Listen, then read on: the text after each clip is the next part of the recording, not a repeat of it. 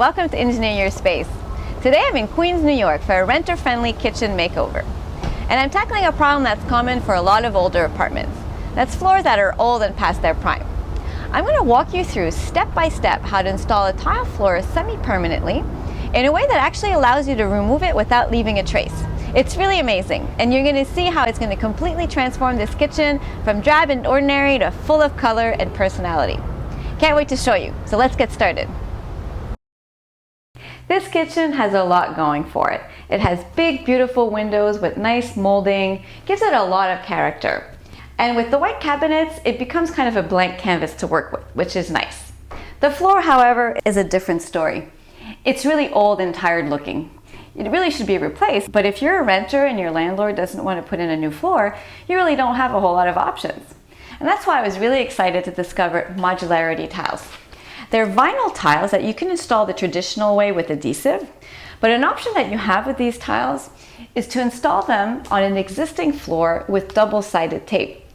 It's really a neat concept. You put this tape on your existing floor, lay the tiles down, and then when you're ready to move out, you just take the tiles off and the tape comes off without leaving a trace on the original floor. So when you move out, your landlord won't have a clue that you had a new floor in there. It's really amazing. Now the tiles cost anywhere between $2 to $3.50 a tile, and they come in a multitude of colors. The other neat thing is that you can use square or round inserts and have the frame and insert be different colors. So you have countless possibilities. You're really only limited by your imagination, really. My pattern is going to be made up of gray frames with red square inserts, and then we're going to have white tiles installed in a checkerboard pattern. I think it's really going to be a great complement to the white and black scheme that we've got going on here. Now, because the entryway leading into this apartment also leads into the kitchen, we have to make over the floor in here as well. Now, I want to give it a sense of being a separate space than the kitchen, so I'm going to use red tiles in the middle to create an area rug, and then I'm going to have the gray slate tiles all the way around. It's going to be a nice way to separate the two spaces, yet still make them work together. So that's the plan for the kitchen floor. Now it's time to take the stove, the fridge out, clear everything so that we can get ready to install the tiles. One of the first things you have to do before you install your tile is draw reference lines on the floor. They allow you to pick the spot where you start laying down the tiles. Now the reference lines can technically be drawn anywhere, but you want to pick a location that gives you the best tile layout. And to do that, I want you to think about how your tile pattern is going to look in different areas in the room, especially the entryways and the edges of the wall. Entryways see a lot of traffic, and the tiles there are going to be noticed more. So you want to make sure that the tiles that you put in the entryway are nicely centered, either one solid tile in the middle or two on either side of the center. And you want to avoid having thin tiles. They don't look as nice as full tiles, and they might not stand up to wear and tear as well. Along the edges of the wall, it also looks nicer to have at least half tiles there. Plus, it allows you to adjust for less than perfectly straight walls. It's hard to get a layout that's going to look perfect everywhere, so you kind of have to compromise. And the best way to figure out the layout that's going to give you the overall best look is to draw a scale drawing of your room, and then you draw a scale drawing of your tiles and you overlay that on top of your floor plan, and then you can just move it around and see what's going to happen to your tiles in different places. Once you're okay with the way the tiles look everywhere in the room, then you know that putting the reference lines anywhere along the joints like this will give you the look that you want. Now there's another way to do this if you don't want to draw, and that's just to lay the loose tiles on the floor, starting from the point that's most important to you. In my case, it's the entryway coming into the kitchen. Now as you can see here, I started from the entryway and laid the tiles from end to end in both directions. And this way I can tell how it's going to look in both my entryways and also how it's going to look at the edges of the wall, like here.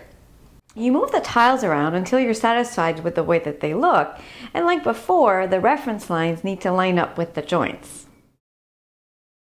The first reference line I'm going to draw on my floor is going to be parallel to the side walls, and that's because my room is longer than it is wide, so when you walk in, you would really notice if the tiles weren't lined up with those side walls here, much more so than the end walls. So that's what you want to think about when you're drawing your first reference line. The next step is to measure the distance from the side wall to a joint near the center of the room.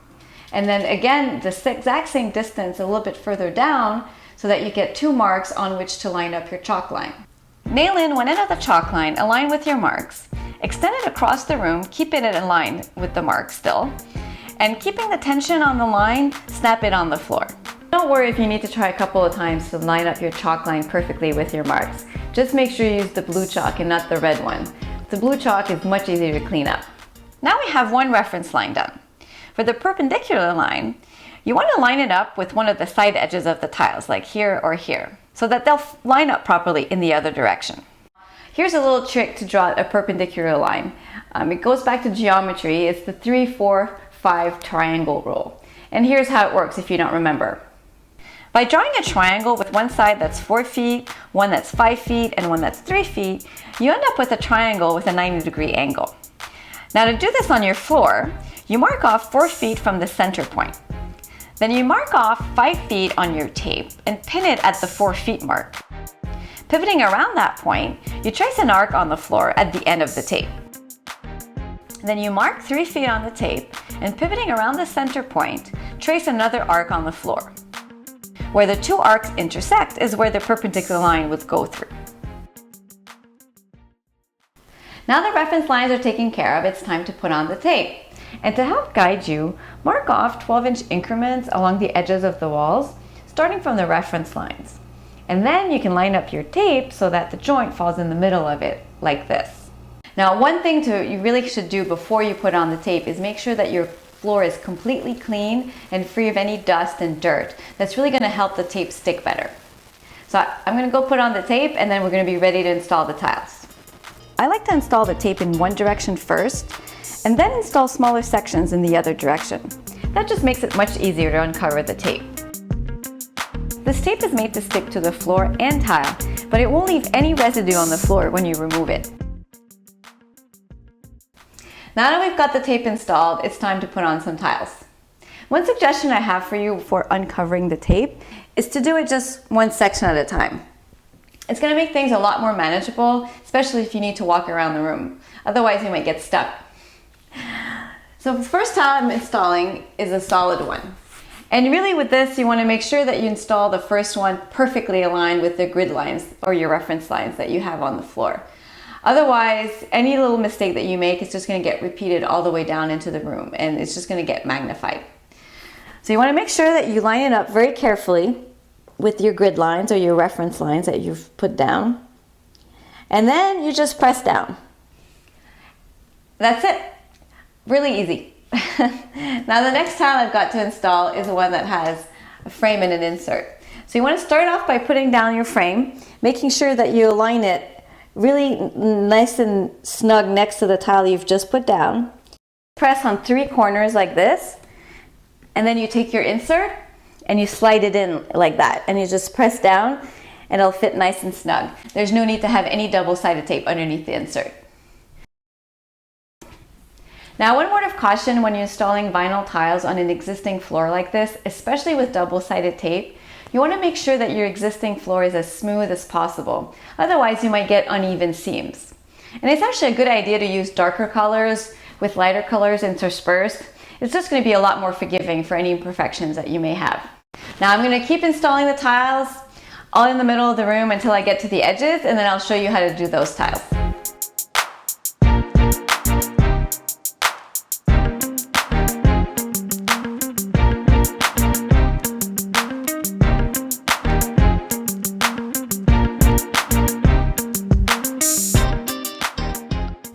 I'm at the edge of the wall and it's time to cut some tiles to fit in the space here.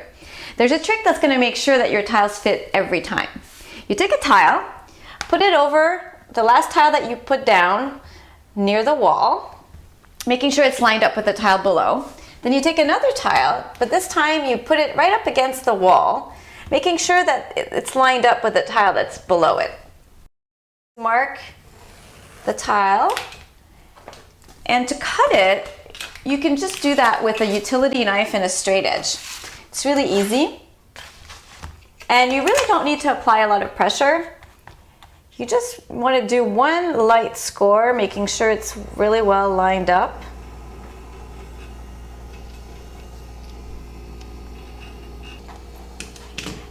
and it's going to magically separate right where it needs to be. Doesn't get any easier than this. And every time, your tile is going to fit nice and snug right here at the edge of the wall.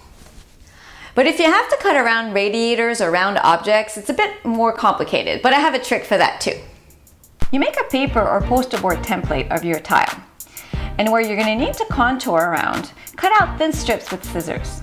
Then you place the template back where your tile will be and score around the obstacle.